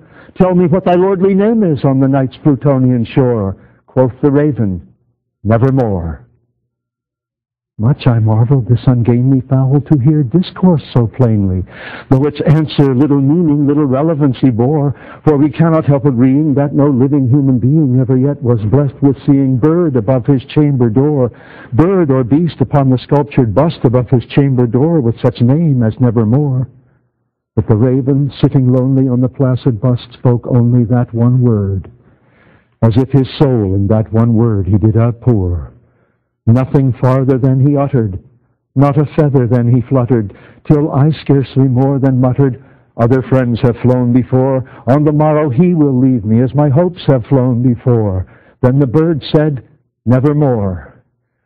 Startled at the stillness broken by a reply so aptly spoken, doubtless, said I, what it utters is its only stock and store, caught from some unhappy master whom unmerciful disaster followed fast and followed faster, till his songs one burden bore, till the dirges of his hope that melancholy burden bore of never, nevermore. But the raven still beguiling all my fancy into smiling, straight I wheeled a cushioned seat in front of bird and bust and door. Then upon the velvet sinking I betook myself to linking fancy unto fancy, thinking what this ominous bird of yore, what this grim, ungainly, ghastly, gaunt, and ominous bird of yore meant in croaking nevermore. This I sat engaged in guessing, but no syllable expressing to the fowl whose fiery eyes now burned into my bosom's core.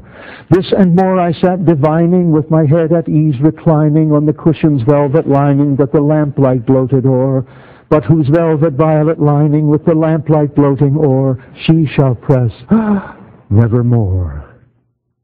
Then methought the air grew denser, perfumed from an unseen censer swung by seraphim, whose footfalls tinkled on the tufted floor. Wretch, I cried, thy God hath lent thee, by these angels he hath sent thee respite, respite and nepenthe from thy memories of Lenore. Quaff, oh quaff this kind nepenthe, and forget this lost Lenore, quoth the raven, nevermore. Prophet, said I, thing of evil, prophet still if bird or devil, whether tempter sent or whether tempest tossed thee here ashore, desolate, yet all undaunted, on this desert land enchanted, on this home by horror haunted, tell me truly, I implore, is there balm in Gilead? Tell me, I implore, quoth the raven, nevermore. Prophet, said I, thing of evil, prophet still if bird or devil, by that heaven that bends above us, by that God we both adore, tell this soul with sorrow laden, if within the distant Aden it shall clasp a sainted maiden whom the angels name Lenore, clasp a rare and radiant maiden whom the angels name Lenore, quoth the raven, nevermore. Be that word our sign of parting, bird or fiend, I shrieked, upstarting. Get thee back into the tempest in the night's Plutonian shore. Leave no black plume as a token of that lie thy soul hath spoken. Leave my loneliness unbroken. Quit the bust above my door. Take thy beak from out my heart, and take thy form from off my door, quoth the raven, nevermore. And the raven, never flitting, still is sitting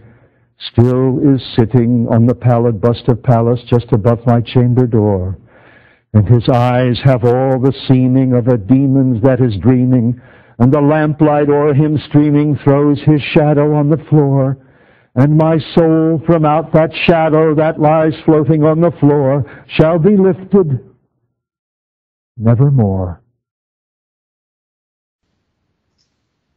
Welcome back to Mo Banshee's Lair on Visionary Talk Radio.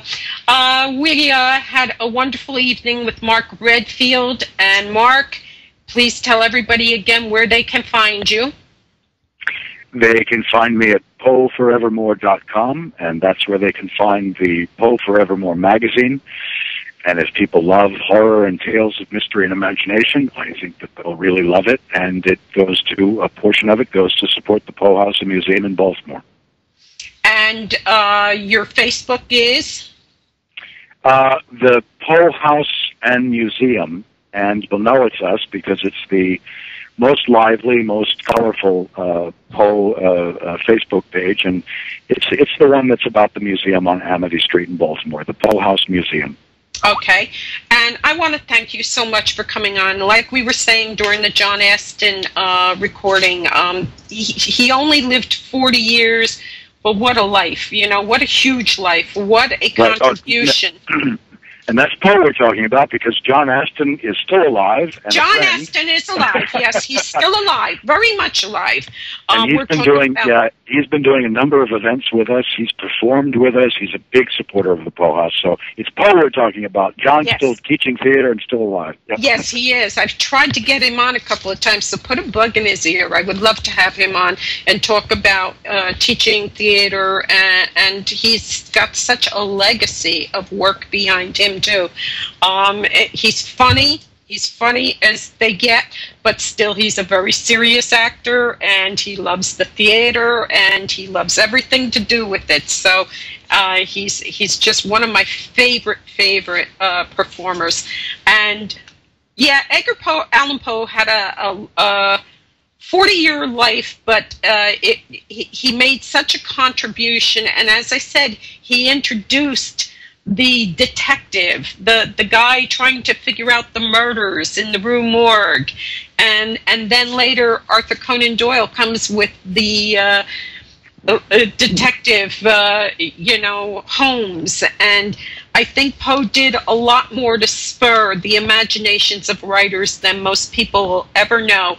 We're going to go right to Vincent Price, and he's doing the Telltale part. It's about 15 minutes, and I'll be back after that to say goodnight. But Mark, thank you so much for coming on. You're very welcome. Pleasure to speak to you. Thank you. Okay.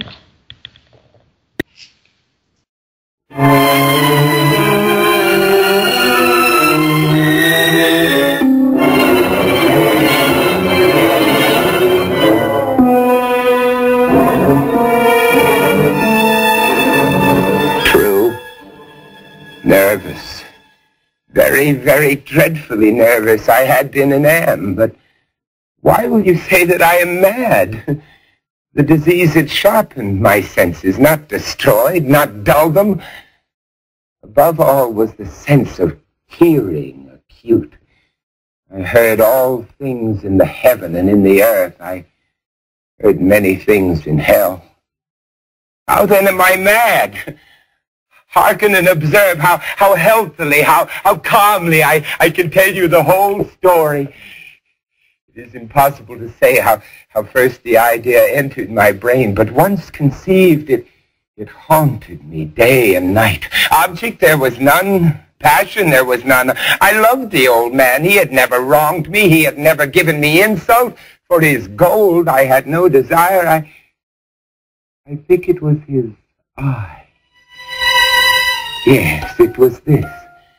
One of his eyes resembled that of a vulture, a pale blue eye with a film over it. Whenever it fell upon me, my blood ran cold. And so by degrees, very gradually, I made up my mind to take the life of the old man and thus to rid myself of the eye forever. Now, this is the point. You fancy me mad. Madmen know nothing, but you should have seen me. You should have seen how wisely I proceeded, with what caution, with what foresight. I was never kinder to the old man than during the whole week before I killed him.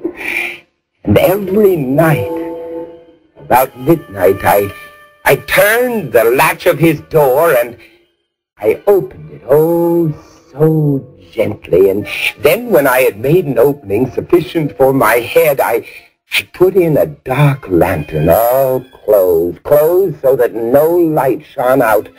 And then I thrust in my head. Oh, you would have laughed to see how cunningly I thrust it in.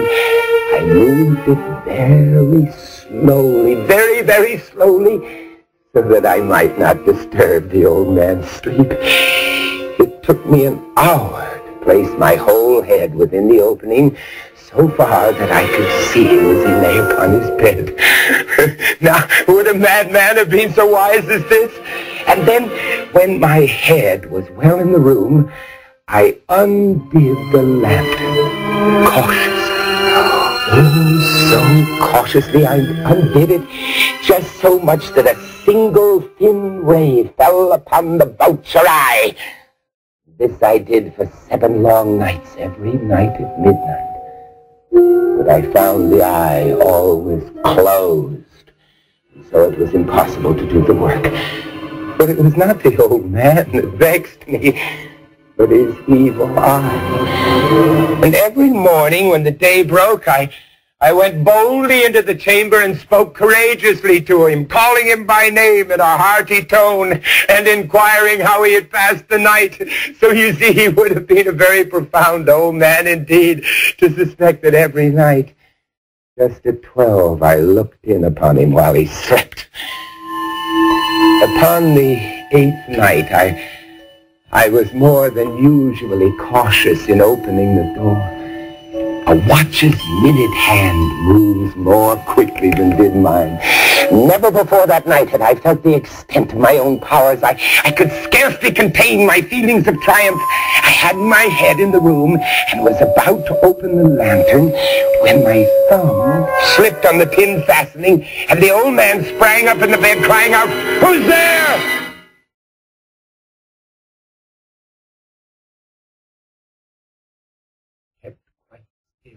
Said nothing. For a whole hour I did not move a muscle. In the meantime, I did not hear him lie down. He was still sitting up in the bed listening. Presently I heard a slight groan, and I knew it was the groan of long drawn-out mortal terror.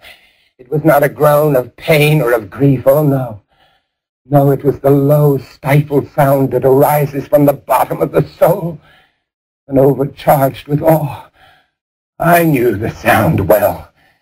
Many a night, just at midnight, when all the world slept, it had welled up from my own bosom, deepening with its dreadful echo the terrors that distracted me. I say I knew it well. I knew what the old man felt, and I pitied him, although I chuckled at heart. I knew that he had been lying awake ever since the first slight noise when he had turned in the bed. His fears had been ever since growing upon him. He had been trying to fancy them causeless, but could not. He had been saying to himself, "It's nothing but the wind in the chimney. It's only a mouse crossing the floor. It is merely a cricket which has made a single chirp." Yes. As he'd been trying to comfort himself with these suppositions, but he had found it all in vain, because death, in approaching him, had stalked with his black shadow before him and enveloped the victim. He felt the presence of my head within the room. When I had waited a long time, very patiently, without hearing him lie down, I resolved to open a very, very little crevice in the lantern. So I opened it, oh, you cannot imagine how stealthily, until at length a single dim ray, like the thread of a spider, shot from out the crevice and full upon the vulture eye. It was open, wide open, and I grew furious as I gazed upon it. I saw it with perfect distinctness, all a dull blue, with a hideous veil over it that chilled the very marrow of my bones. But I could see nothing else of the old man's face or person, for I had directed the rays as if by instinct precisely on the damned spot. Now, have I not told you that what you mistake for madness is but over-acuteness of the senses? Now I say, there came to my ears a low, dull, quick sound, such as a watch makes when enveloped in cotton. I knew that sound well, too. It was the beating of the old man's heart. It increased my fury as the beating of a drum stimulates the soldier to courage. But even yet I refrained and kept still. I scarcely breathed. Meantime, the hellish tattoo of the heart increased. It grew quicker and quicker and quicker and louder every instant. The old man's terror must have been extreme. It grew louder, I say, louder every moment. Do you mark me well? I have told you that I am nervous, so I am. And now, at the dead hour of the night, amid the dreadful silence of this old house, so strange a noise as this excited me to uncontrollable terror. Yet for some minutes longer, I refrained and stood still. But the beating grew louder and louder. I thought the heart must burst. And now, a new anxiety seized me that the sound would be heard by a neighbor. The old man's hour had come. With a loud yell, I threw the lantern and leapt into the room. He shrieked once, only once. In an instant, I dragged him to the floor and pulled a heavy bed over him. I then smiled gaily to find the deed so far done. For many minutes the heart beat on with a muffled sound. Still this did not vex me. It would not be heard through the wall, and then at last the old man was dead. I removed the bed and examined the corpse. Yes, he was stone dead. I placed my hand upon the heart and held it there for many minutes. There was no pulsation. He was stone dead. His eye would trouble me no more. Now, if you still think me mad, you will think so no longer when I describe the wise precautions I took for the concealment of the body. First, I dismembered the corpse. I cut off the head, and then the arms and the legs. I then took up 3 planks from the flooring of the chamber, and I deposited all beneath the floor. I then replaced the boards so cleverly, so cunningly, that no human eye, not even his, could detect anything wrong. Nothing to wash out. No stain of any kind, no blood spot whatsoever. I had been too wary for that. A tub had caught it all. And then, when I had made an end of these labors, it was 4 o'clock, still dark as midnight. As the bell sounded, there came a knocking at the street door. I went down to open it with a light heart, for what had I now to fear? There entered 3 men who introduced themselves with perfect suavity as officers of the police. A shriek had been heard by a neighbor during the night. Suspicion of foul play had been aroused, and they, the officers, had been dispatched to search the premises. I smiled. For what had I to fear? I bade the gentleman welcome. The shriek, I said, was my own in a dream. The old man I mentioned was absent in the country.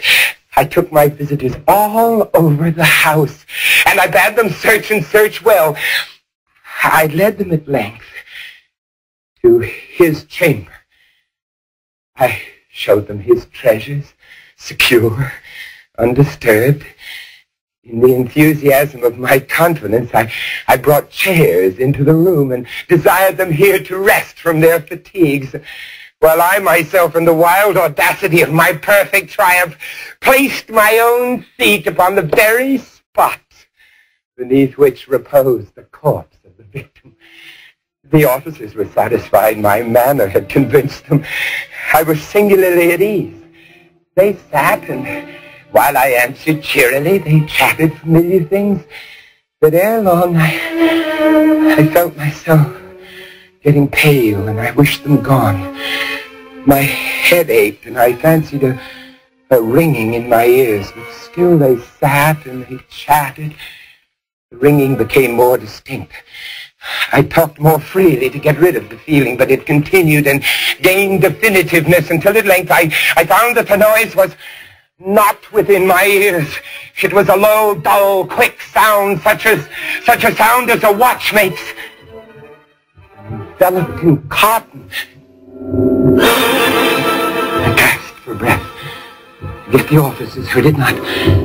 I talked more quickly, more vehemently, but the noise steadily increased. I arose and I argued about trifles, but the noise increased steadily. Why would they not be gone? I paced the floor to and fro with heavy strides, as if excited to fury by the observation of the men, but the noise steadily increased. Oh God, what could I do? I foamed, I raved, I swore. I swung the chair upon which I had been sitting, grated it upon the boards, but the noise rose above all. It grew louder, louder, and still the men chatted pleasantly and smiled. Was it possible that they heard not? Oh, Almighty God, no, they heard. They suspected. They knew. They were making a mockery of my horror. I could bear those hypocritical smiles no longer. I felt that I must scream or die. And now again, hark!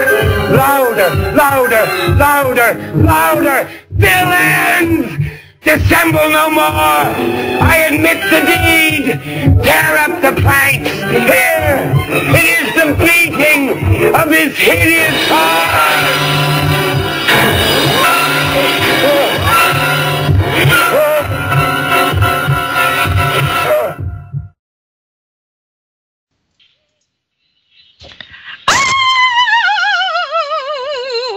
That was bloody horrible. It was his heart.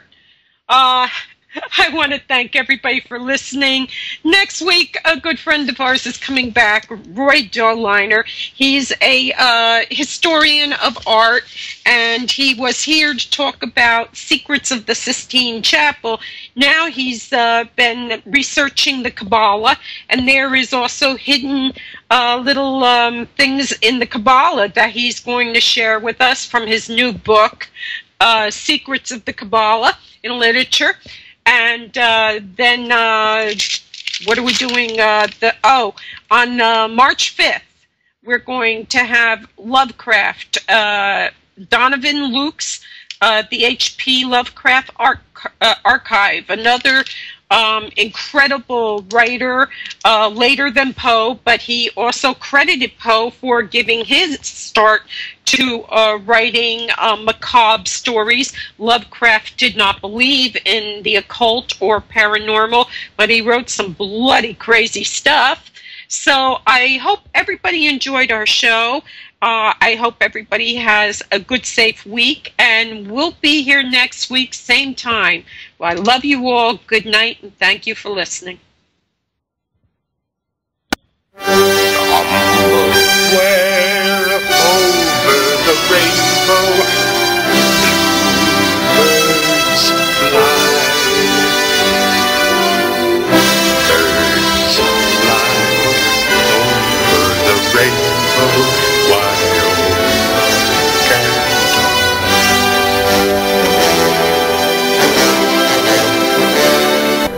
Thank you for visiting me at my lair. You can listen to our recent recordings on Podomatic/Mobanshee. You can contact me at www.asylumsgate.com. Again, thank you for listening. God bless you and yours, and have a very cool day.